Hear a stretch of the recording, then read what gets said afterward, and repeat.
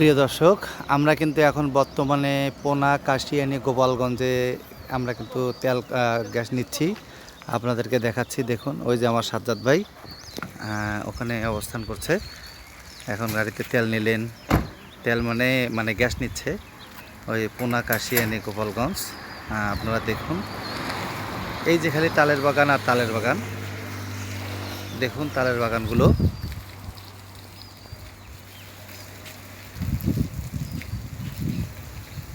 এটা পোনা, কাশিয়ানী, গোপালগঞ্জ।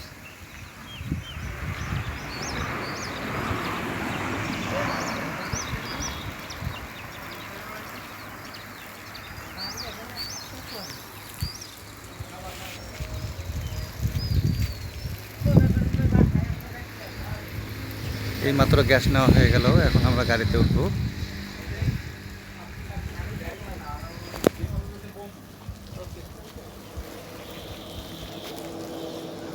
সাজ্জাদ ভাই।